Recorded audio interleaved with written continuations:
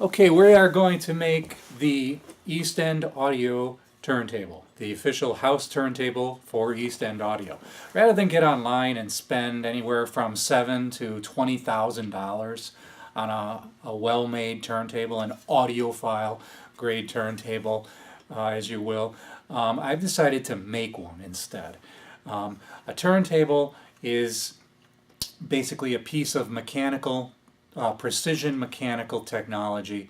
This acoustical mechanical acoustical technology and the principles that we apply have been with us for over 150 years. In 1970, the would have cost maybe $150 to make a high quality turntable in the local machine shop, and there's absolutely no reason that we need to spend thousands and thousands of dollars to have something, a turntable that is state of the art. Ruby bearings do not make better sounding turntables. NASA spec bearings do not make better turntables. NASA spec tolerances. Exotic metals like platinum and titanium do not make better sounding turntables. Steel, aluminum, lead, these work fine. A good turntable is what makes a good sounding turntable is proper voicing, high quality bearings that spin quietly and true, that do not produce vibration, and proper dampening of resonances, proper absorption of energy that is generated, as we'll discuss later. In a turntable, we see reflections. The stylus is trying to vibrate in the way that the record grooves are telling it to, and this vibration gets sent through the arm tube and gets reflected, ultimately will get reflected back through the arm tube, and those vibrations, the reflected vibrations, reflected energy will get superimposed upon the record's own vibrations, and the signature that this creates is gives the turntable itself a sound of its own, and in fact every turntable has a sound of its own, which is partially responsible for the marketing methods that these high quality, that these high-end turntable manufacturers use, because everything does count. But there's absolutely no rule that says that these exotic turntables sound better than ones that are not exotic. So we're going to start with this AR T-bar. This turntable is only going to cost about $100. It's going to come from different turntables that I have collected over the years. Some from the curb, some from stores. I'm going to start with this AR T-bar, which is a really good design. They're plentiful. There's no patents to violate. These sleeve bearings, as machinists call them, work very well. They have nylon inserts, very, very low friction nylon inserts, and that they are machined in such a way that they actually allow for an oil bearing to develop. So this shaft does not actually hit.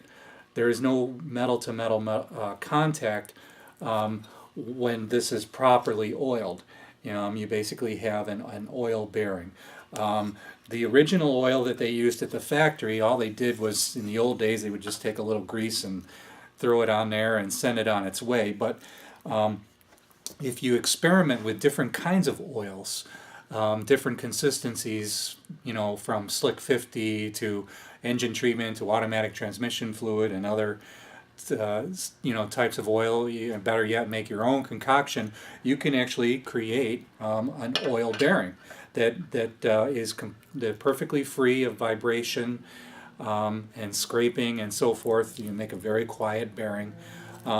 As you can see, this platter here, this is an AR platter, of course, and I've treated this with some acoustical material, and I'm going to leave the formula proprietary, but that will go in there, and the idea of that is to deaden, to keep this from vibrating itself, from ringing. And a similar treatment will be necessary for this stock T-bar, because in its stock form you can hear that it resonates. It's very, vibrates quite a bit, and actually I can actually feel that the majority of this is happening actually in the bearings themselves, and I'm actually going to be, when I get this turntable voiced, and I actually start experimenting with different resonances or different ways of dampening resonances and different cartridges, different arm tubes, and so forth, I'm going to be listening for that frequency right there. I would place it, well, it basically has a fundamental of about 400 hertz with partials. They maybe there's 2 or 3 more harmonics in there, and I'm worried about that getting impressed, either causing cancellations or reinforcing that frequency band.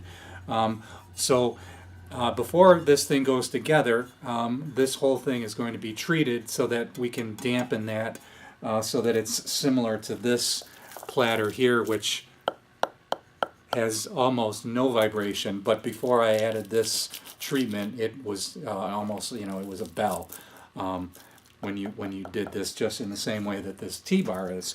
So we're going to put this in here, and then the arm. Again, this is sort of a half AR, half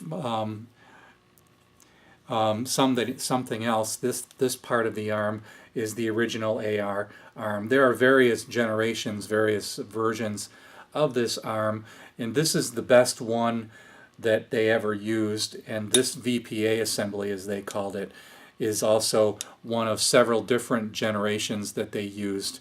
And this is by far the best one that they ever made. And when this is all set properly, when these screws are set properly and everything is tight, you can have an arm, and again, thanks to the oil bearing, you can have an arm that, for all practical purposes, has 0 lash in every direction, which is very, very important.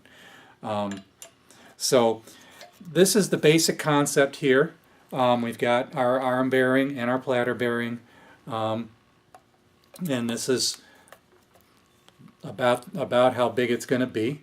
And I'll just put the platter on here. Again, this platter is untreated now, but it won't stay that way for very long. And so this is the basic concept here. And I'm going to put this in this table here. This is a little, what I guess is a vintage early 70s kids desk. I bought it at Retro Metro. I think it's a really cool. And I'm going to put this, rather than using the original bass, typical bass, I'm going to put it in there, mainly because I think it'll look really cool, although there are some acoustical reasons for having a much larger bass. If you're really going to do it right, then you would build a stand out of concrete that weighed 1,000 pounds and set this in the concrete so that no vibration could reach it. But here at East End Audio, one of my goals is to build audio equipment, high quality audio equipment, for a reasonable price. Back in the golden era of audio equipment, the late 70s, high quality audio equipment was available to anybody who had a good job. It was not toys for wealthy people.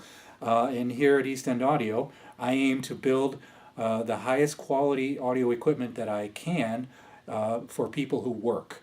And not that some of the stuff is not quite expensive. If you want it done right, usually it ends up being more expensive. But I definitely believe that this should be accessible to the people. So when everything is said and done, Obviously, we're going to need some peripherals. We're going to need a motor. We're going to need to interface the arm wiring. Interesting note about this arm wiring is I wired this arm myself. I believe that solid wire, all things held equal, that solid wire always sounds better than stranded. Almost all tone arms are wired with stranded because of the flexibility, but you can use solid, and it's interesting that Edgar Vilcher, in his original AR turntable, used magnet wire. And he did that for a reason. He knew what he was doing. And I've done the same thing. This wire probably came from a guitar pickup. And I wired this myself. One of the reasons that I chose this arm tube, which I believe comes from an old Dual turntable, is because the head shell is attached. I don't like the bulky, that bulky head shell system that was originally used in the AR system. This to me is just very unrefined. This whole thumb screw thing just doesn't work for me. And the way, these contacts, they're, this spring-loaded contact thing just doesn't do it for me either. It should be a single connection of with as few joints as possible.